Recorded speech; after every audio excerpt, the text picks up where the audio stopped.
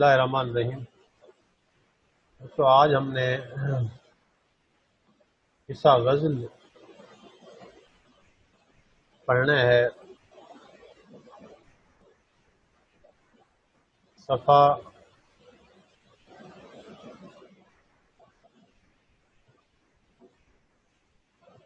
97 اور دوسرا شعر آج ہم نے دیکھنا ہے۔ شاعر کا نام میر تقی میر ہے۔ دیکھتے ہیں دوسرا شعر۔ آفاق کی منزل سے گیا کون سلامت۔ آفاق افق کی جمع ہے آفاق۔ افق ویسے آسمان کے کناروں کو کہتے ہیں، تو یہاں آفاق ہم دنیا کو کہیں گے۔ آفاق کی منزل سے گیا کون سلامت۔ اسباب یعنی کہ ساز و سامان لٹا راہ میں یہاں ہر سفری کا، مسافر کا یعنی کہ انسان کا۔ اب دیکھا ہم نے کہ دوسرے شعر کے دوسرے مصرے میں سفری یہ قافیہ کے طور پر استعمال ہوا ہے۔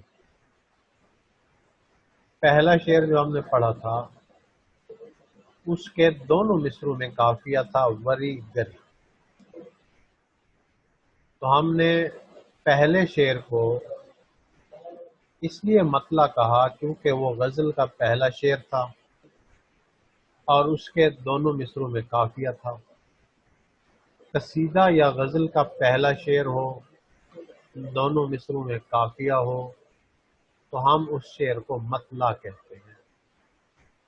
اگر مطلع کے بعد شعر آتا ہے یعنی کہ جو دوسرا شعر ہوتا ہے، مطلع کے بعد آنے والا دوسرا شعر جس کے دوسرے مصرے میں قافیہ پایا جائے، ہم اس شعر کو حسن مطلع کہتے ہیں۔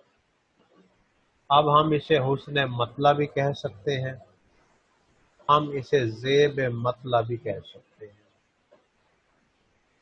اب یہ دوسرا شعر جو کہ زیب مطلع ہے، اس میں میر تقی میر نے حضرت انسان کو تنبیہ کی ہے، انسان کو باور کرایا ہے، احساس دلایا ہے کہ اے انسان، یہ دنیا مسافر خانہ ہے اور اس میں انسان کی حیثیت ایک مسافر کی سی ہے۔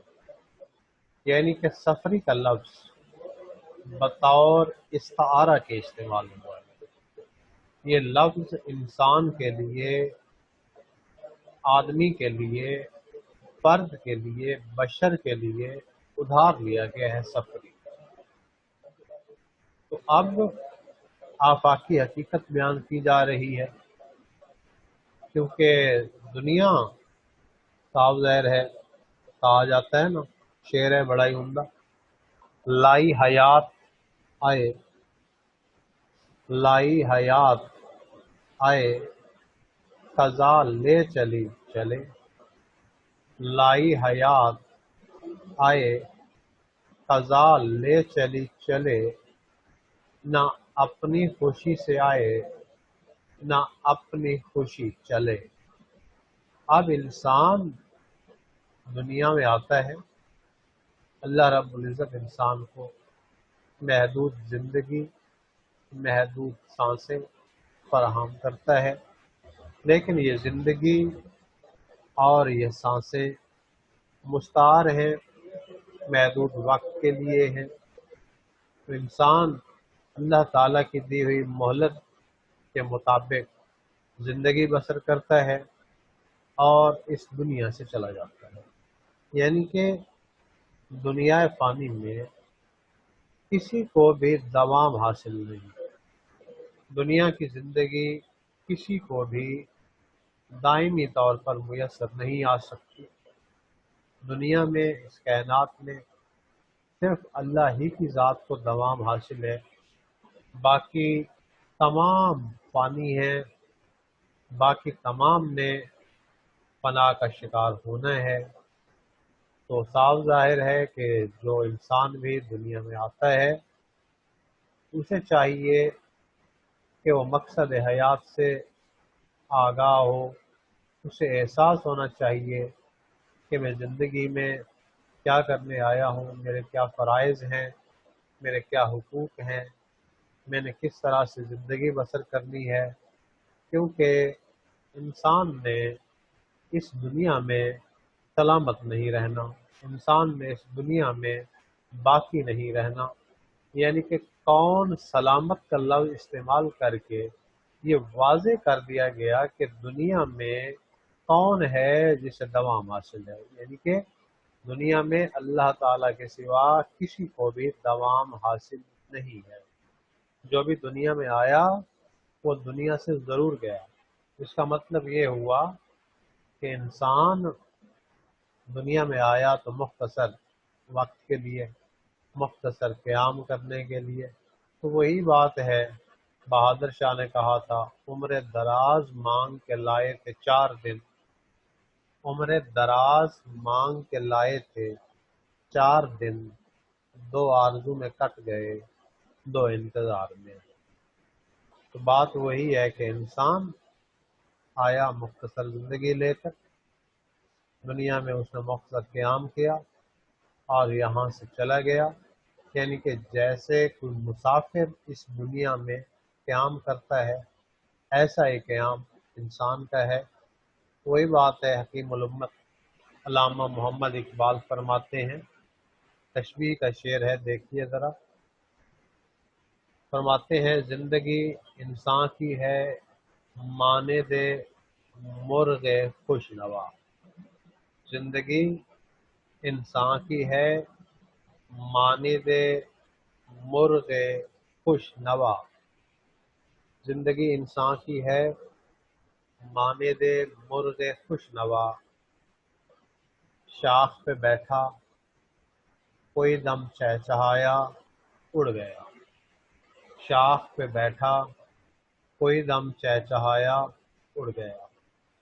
اب جب انسان کی زندگی خوش آواز پرندے کی طرح ہے، جب انسان کی زندگی فانی ہے، جب انسان کی زندگی نے ختم ہونا ہے، جیسا کہ ارشاد ربانی ہے کل نفس ذائقۃ الموت، ہر ذی روح کو موت کا ذائقہ ضرور چکھنا ہے۔ تو اس شعر میں بھی ایک تنبیہ موجود ہے، تاکید موجود ہے، سبق موجود ہے، انسان کو باور کرا دیا گیا، احساس دلایا گیا کہ اے انسان، دنیا سے کوئی بھی سلامت نہیں جاتا، دنیا میں کسی کو بھی دوام حاصل نہیں ہے۔ تو آتش، خواجہ حیدر علی آتش فرماتے ہیں زمین چمن گل کھلاتی ہے کیا کیا، زمین چمن گل کھلاتی ہے کیا کیا، بدلتا ہے رنگ آسماں کیسے کیسے، نہ گور سکندر نہ ہے قبر دارا، مٹے نامیوں کے نشاں کیسے کیسے۔ تو اس دنیا سے بڑے بڑے عظیم لوگ جو ہیں وہ رخصت ہو گئے، چلے گئے۔ تو اب یہ دنیا کے اعمال جو ہیں یہ انسان کے ساتھ جاتے ہیں۔ کہا جاتا ہے نا دنیا آخرت کی کہتی ہے، تو اب انسان کو تاکید کی گئی کہ جب دنیا آخرت کی کہتی ہے، جب دنیا سے انسان نے جانا ہی ہے، انسان کا نامہ اعمال بہتر ہونا چاہیے۔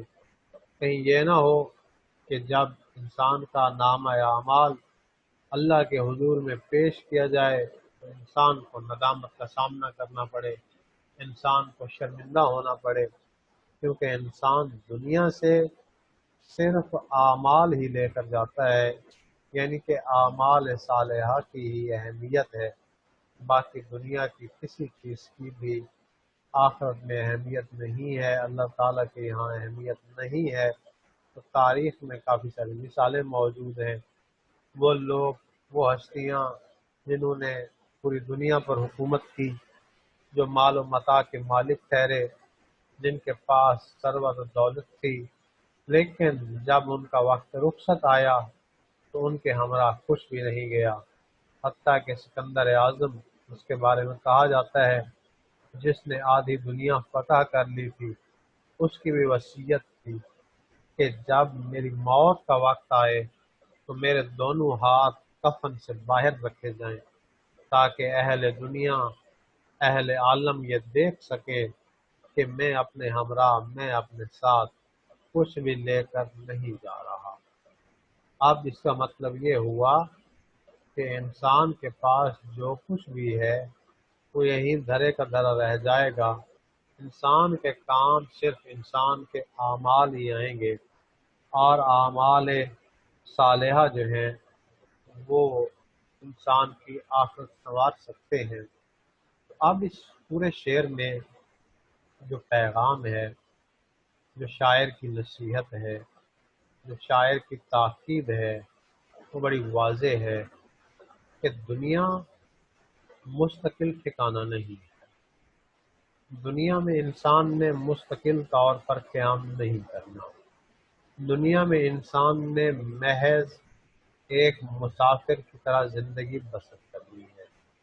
اب یہاں فنا کا موضوع بیان کر کے فکر آخرت کو اجاگر کیا گیا ہے۔ اب اس کا مطلب یہ نہیں ہے کہ جب انسان مسافر ہے، دنیا مسافر خانہ ہے، تو انسان کو کچھ بھی نہیں کرنا چاہیے۔ نہیں، اس بات کا یہاں درس نہیں دیا گیا، بلکہ یہاں دنیا کے فانی ہونے کو موضوع سخن ٹھہرا کر فکر آخرت اجاگر کی گئی ہے۔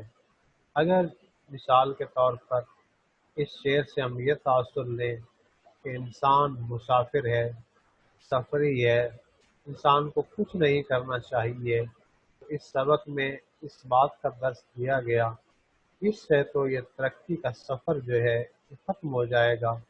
جانتے ہیں ہم کہ زمانہ قدیم میں انسان جو ہے وہ غاروں میں زندگی بسر کرتا رہا، جانوروں پر سواری کرتا رہا۔ اگر انسان کی یہی سوچ ہوتی کہ میں مسافر ہوں، بس میں نے غاروں ہی میں رہنا ہے، میں نے جانوروں ہی پر سواری کرنی ہے، تو آج انسان محلات کی زینت نہ بنتا، آج انسان فضاؤں میں، ہواؤں میں نہ اڑتا۔ آخر وہ خوب سے خوب ترقی، جستجو تھی، کوشش تھی، جس نے انسان کو آج یہاں تک پہنچایا ہے کہ آج ہم دیکھتے ہیں کہ پوری دنیا جو ہے اس میں ترقی کا عمل جاری و ساری ہے۔ یہ صرف خوب سے خوب ترقی، جستجو کی وجہ سے ہوا ہے۔ تو اب اس شعر کا قطعی طور پر یہ مطلب نہیں لے سکتے کہ بس انسان کو مسافر سمجھ کر ہی محدود سی زندگی گزارنی چاہیے۔ نہیں، نہ ہی اس شعر میں یہ درس دیا گیا، نہ ہی قرآن مجید، فرقان حمید میں اس طرح کی بات ملتی ہے، بلکہ وہاں تو یہ کہا گیا ہے کہ زمین کو تسخیر کرو۔ تو تسخیر کرنے سے مراد خوب سے خوب ترقی جستجو ہی ہے، لیکن انسان کیونکہ خوب سے خوب ترقی جستجو میں اپنا انجام بھول جاتا ہے، اپنی آخرت بھول جاتا ہے، اور یہ سمجھتا ہے کہ میرے پاس جو دنیاوی مال و متاع ہے یہ میرے کام آئے گا، تو یہ دنیاوی مال و متاع دنیا میں تو کام آ سکتا ہے، کہ آخرت میں قطعی طور پر کام نہیں آ سکتا، یہ انسان کی اخروی زندگی نہیں سنوار سکتا۔ آخرت کے لیے اعمال صالحہ کی دولت کا ہونا بہت ضروری ہے، یعنی کہ مادی اشیاء سے، دنیا کی اشیاء سے انسان اپنی دنیا تو سنوار سکتا ہے، دنیا کے معاملات تو سنوار سکتا ہے، لیکن جب انسان اس دنیا سے چلا جائے گا تو انسان کے کام سے اس کے اعمال ہی آئیں گے۔ حکیم الامت علامہ محمد اقبال نے بہت ہی خوبصورت درس دیا، فرماتے ہیں عمل سے زندگی بنتی ہے، جنت بھی جہنم بھی، یہ خاکی اپنی فطرت میں، نہ نوری ہے نہ ناری ہے۔ عمل سے زندگی بنتی ہے، جنت بھی جہنم بھی، یہ خاکی اپنی فطرت میں، نہ نوری ہے نہ ناری ہے۔ مختصراً زندگی فانی، دنیا فانی، انسان نے مختصر وقت کے لیے یہاں قیام کرنا ہے، تو انسان کو چاہیے کہ انسان کے پاس زاد راہ، آخرت کا سامان، اعمال صالحہ کی دولت کا ہونا بہت ضروری ہے، تاکہ انسان کو اللہ تعالیٰ کی عدالت میں روز حشر، داور محشر کے سامنے انسان کو شرمندہ نہ ہونا۔ آج کافی ہے اتنا۔